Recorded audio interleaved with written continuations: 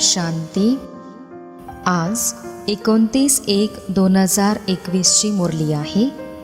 आजच्या मुरलीचे सार आहे, गोड मुलांनो, ग्रेट ग्रेट ग्रँडफादर म्हणजे सर्व धर्म पित्यांची पण आदिपिता प्रजापिता ब्रह्म आहेत, ज्यांच्या कर्तव्यांना तुम्ही मुलंच जाणता.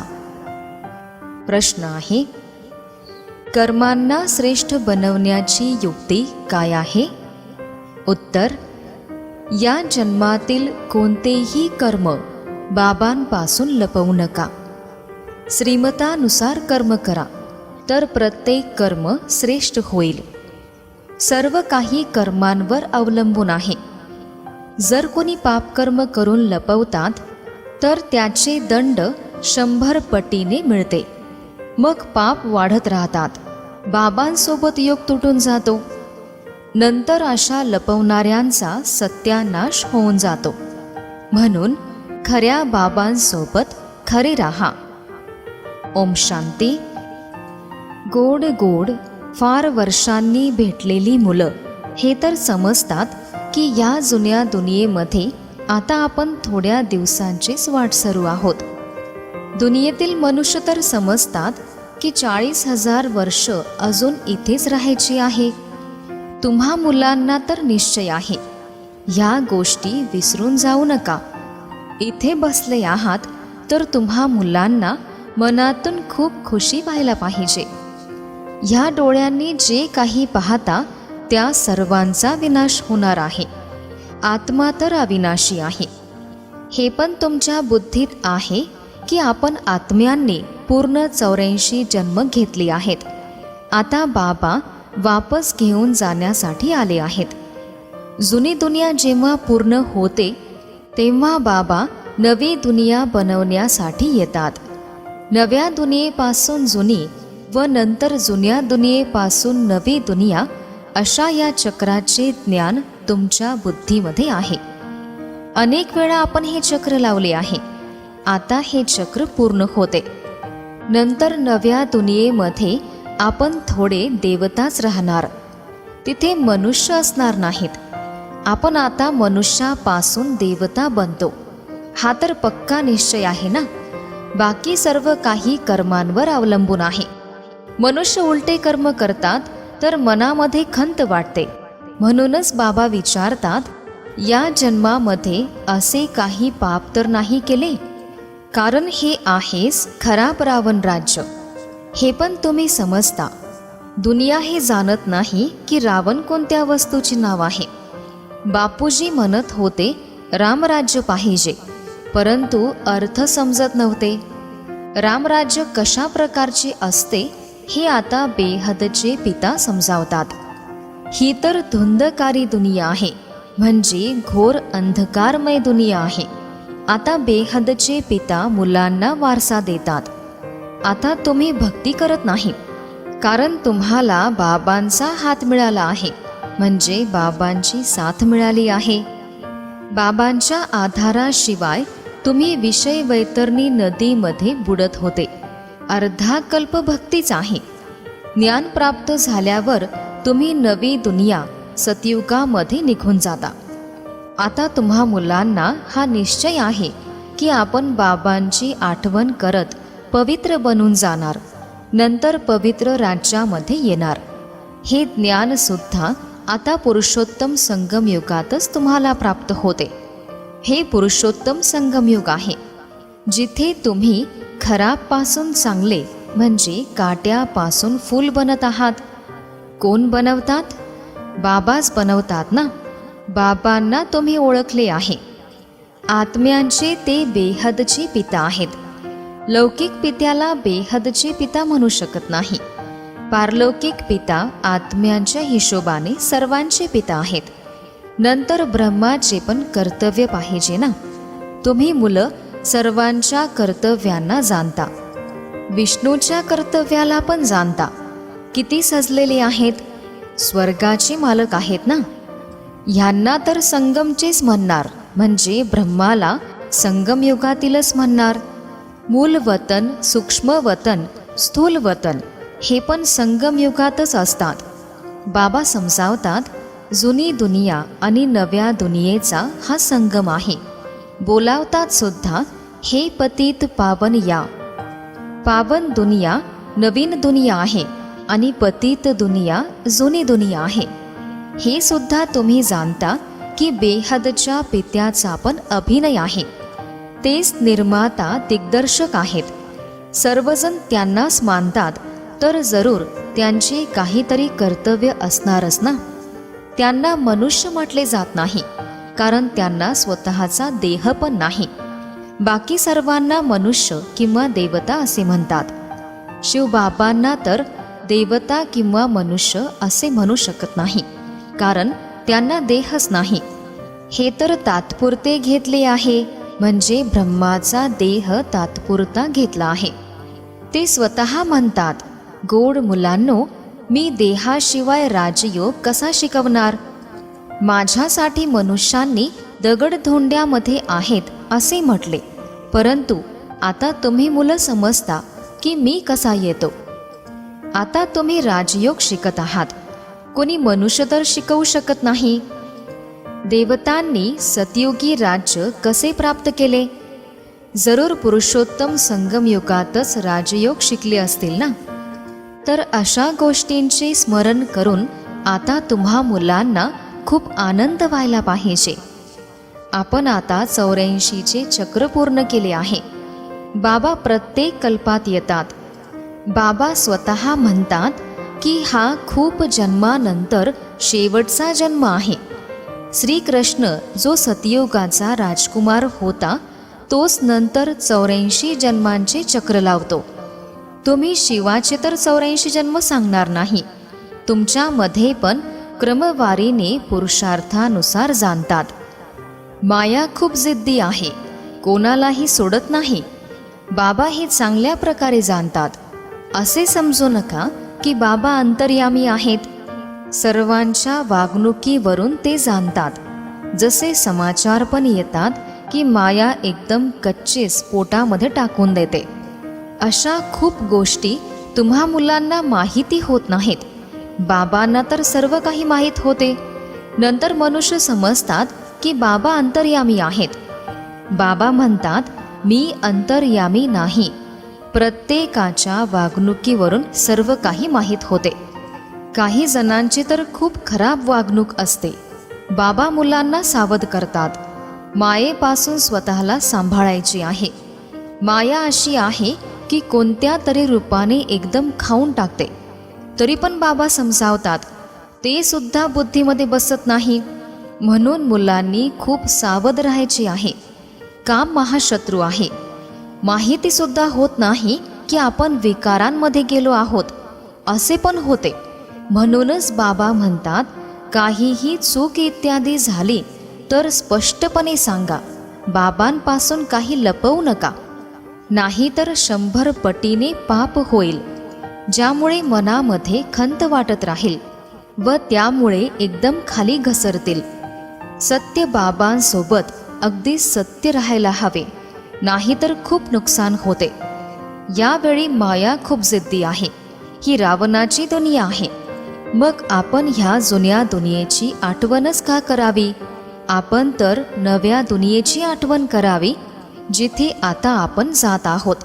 जसे पिता नवे घर बनवत असतील तर मुलं समजतात की आपल्यासाठी नवे घर बनवत आहेत, तर खुशी होते ना. ही तर बेहदची गोष्ट आहे. आपल्यासाठी नवी दुनिया स्वर्ग बनत आहे. स्वर्गामध्ये जरूर राहण्यासाठी घरं पण असतील. आता आपण नव्या दुनियेमध्ये जाणार आहोत. जेवढी बाबांची आठवण करणार तेवढी सुंदर फूल बनणार. आपण विकारांच्या अधीन होऊन काट्यांसारखे बनलो होतो. बाबा जाणतात, कच्च्या मुलांना माया एकदम खाऊन टाकते. तुम्ही पण समजता, जे आता येत नाहीत ते तर मायेच्या अधीन झालेत ना. बाबांजवळ तर येतच नाहीत.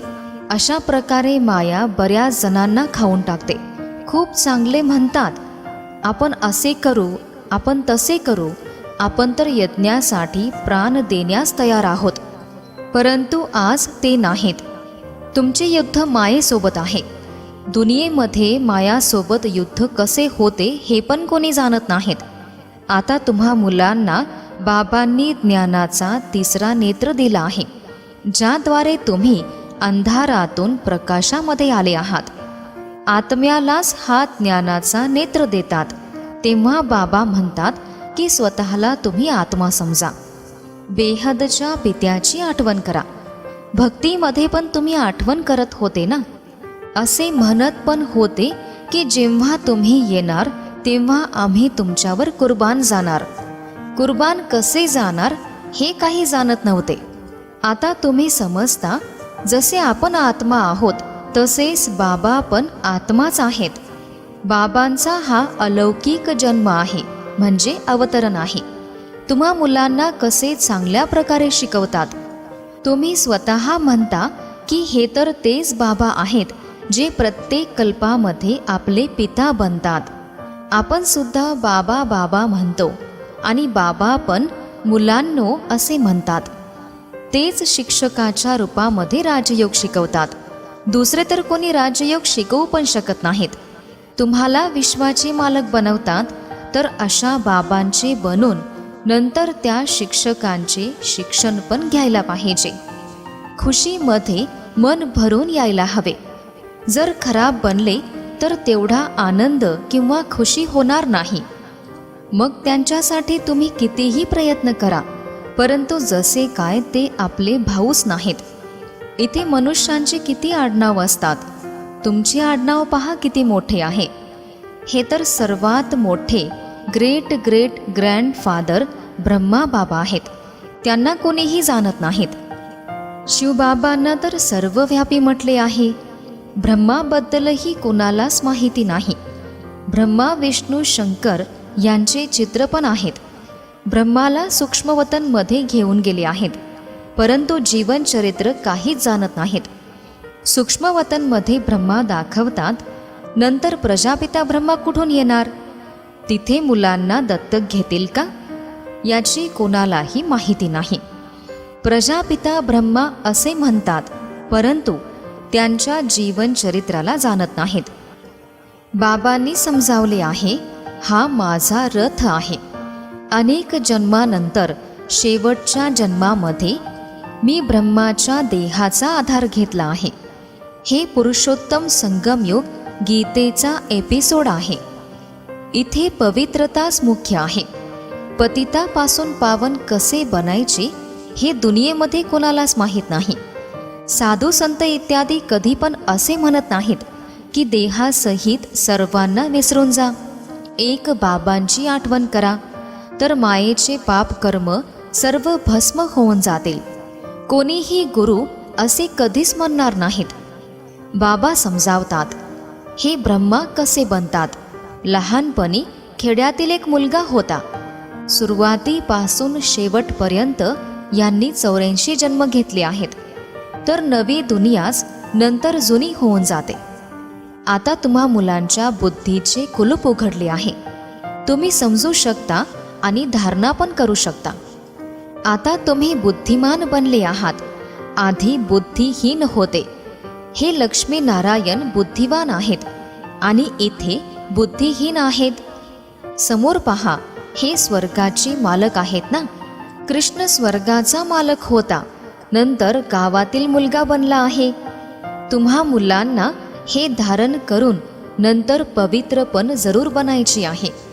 पवित्रतेची गोष्टच मुख्य आहे. जसे लिहितात की बाबा मायाने आम्हाला हरवले, आमची दृष्टी खराब झाली म्हणजे विकारी झाली. बाबा म्हणतात स्वतःला आत्मा समजा. बस आता तर घरी जायचे आहे. बाबांची आठवण करायची आहे. थोड्या वेळासाठी शरीर निर्वाहासाठी कर्म करून नंतर आपण निघून जातो. या जुन्या दुनियेच्या विनाशासाठी युद्ध पण सुरू होते. हे सुद्धा तुम्ही पाहणार की युद्ध कसे सुरू होते. तुम्ही बुद्धीने समजता की आपण देवता बनतो, तर आपल्याला नवी दुनिया पण पाहिजे. म्हणूनच विनाश जरूर होणार. आपण आपली नवी दुनिया श्रीमताप्रमाणे स्थापन करत आहोत. बाबा म्हणतात मी तुमच्या सेवेमध्ये उपस्थित होतो. तुम्ही मागणी केली आहे की आम्हा पतितांना येऊन पावन बनवा, तर तुमच्या म्हणण्यानुसार मी आलो आहे. तुम्हाला खूप सहज रस्ता सांगत आहे. मन मना भव. भगवानुवाच आहे ना. फक्त कृष्णाचे नाव तिथे लिहिले आहे. बाबा नंतर कृष्ण आहे. बाबा परमधामचे मालक आहेत, तर कृष्ण विश्वाचा मालक आहे. सूक्ष्मवतनमध्ये तर काहीच होत नाही. सर्वात पहिला नंबर श्रीकृष्ण आहे, ज्यांना सर्व खूप प्रेम करतात. बाकी तर पाठीमागून आले आहेत.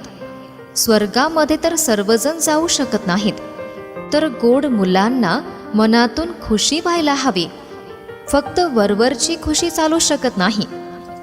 जसे पहिले बाहेरून वेगवेगळ्या प्रकारची मुलं बाबांकडे येत होते, ते कधी पवित्र राहत नव्हते, तर बाबा समजावत होते की विकारांमध्ये जाता तर मग इथे येताच कशासाठी.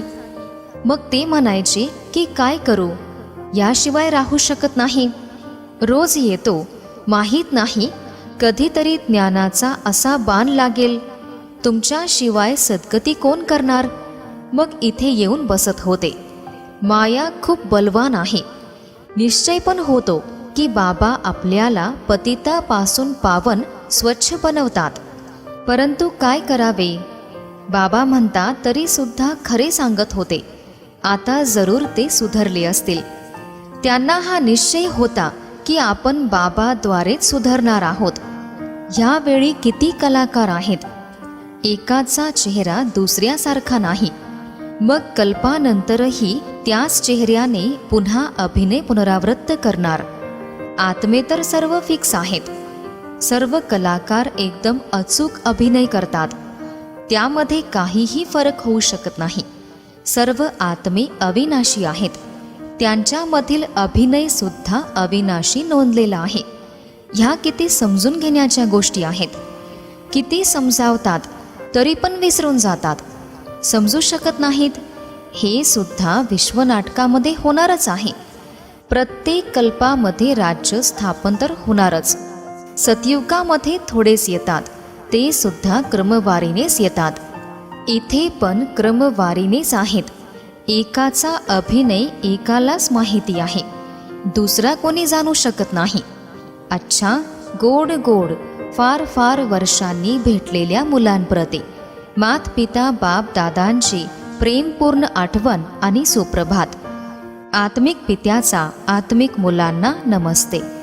आत्मिक मुलांचाही आत्मिक पित्यांना नमस्ते.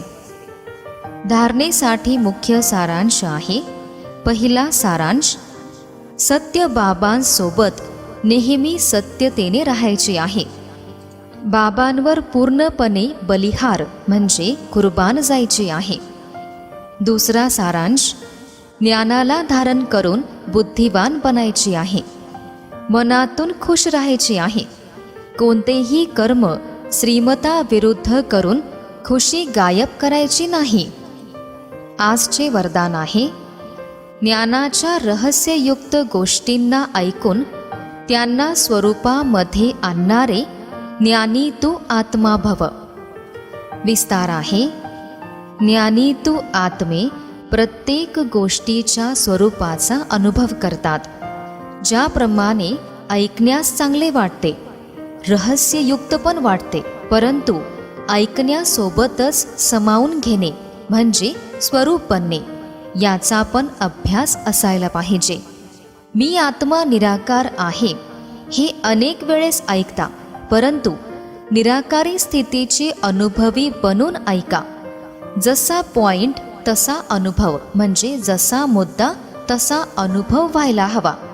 ह्यामुळे शुद्ध संकल्पांचा खजाना जमा होत जाईल आणि बुद्धी ह्यामध्येच व्यस्त असेल तर व्यर्थ संकल्पांपासून सहज किनारा होऊन जाईल.